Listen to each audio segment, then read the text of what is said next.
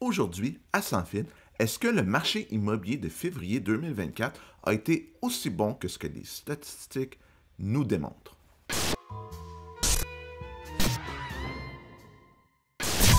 Alors, il y a eu des bonnes hausses de ventes en février 2024 par rapport à février 2023. Donc, ça, c'est une bonne nouvelle. Puis je pense que tout le monde est content parce que février 2023 avait été mauvais.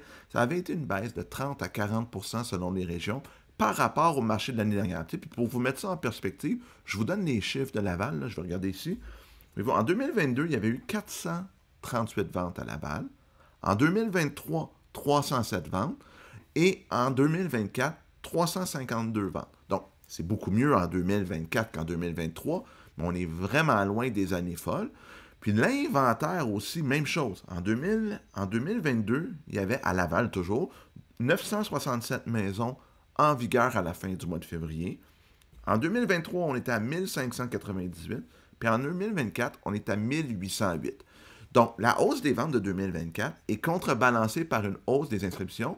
Le marché est quand même plus actif parce que plus de transactions, mais ça va vraiment dépendre des produits maintenant. Ça va prendre des produits pas trop chers parce que les gens, avec la hausse des taux, se qualifient plus pour des maisons à 700 000, 800 000. Souvent, ils vont se qualifier pour des maisons à 500 600 000. Donc, certains produits, selon leur gamme de prix, vont bouger différemment.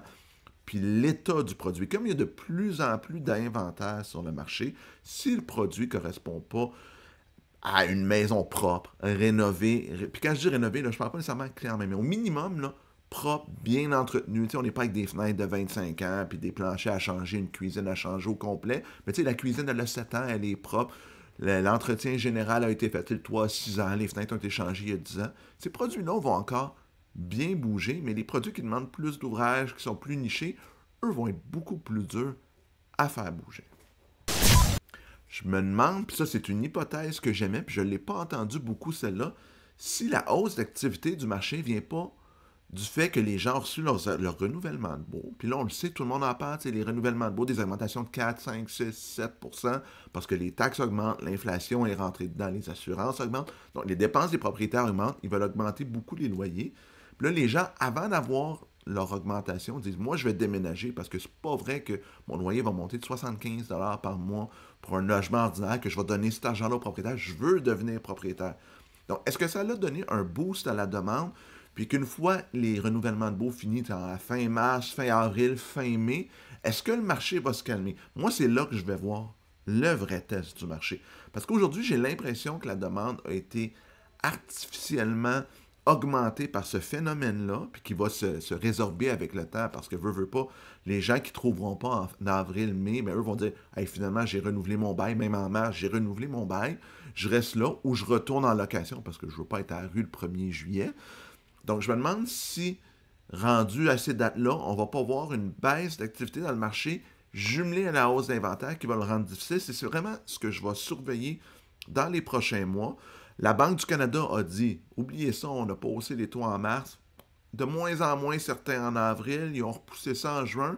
Puis je l'ai déjà dit dans une autre vidéo, moi je ne serais pas surpris qu'ils nous reculent ça même en juillet ou septembre. Ils vont vouloir être super prudents. Donc, les gens qui tablaient sur une baisse de taux, ben, eux vont être encore sur les lignes de côté. Donc, j'ai peur que la demande diminue beaucoup et que l'offre continue de monter. C'est comme je le disais, il y a plus d'inscriptions dans la plupart des régions. Je donnais l'exemple de Laval, mais dans la plupart des régions, qui a été balancée par une hausse des ventes. Mais si les ventes se remettent à diminuer ou à plus augmenter, puis les inscriptions continuent d'augmenter, bien, ça va rendre le marché un peu plus à l'avantage des acheteurs.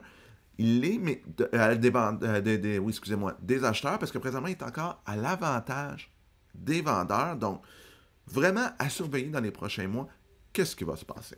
Êtes-vous d'accord avec mon analyse du marché immobilier? Est-ce que j'ai raison ou j'ai tort avec toute la situation des baux de logement? Dites-le en commentaire, ça me fait plaisir de lire ce que vous avez à dire. Si vous avez aimé la vidéo, faites un pouce en l'air. C'est toujours apprécié. Abonnez-vous à la chaîne. On va continuer à mettre du contenu immobilier régulièrement. Puis on se revoit la prochaine fois pour une autre capsule. À bientôt tout le monde!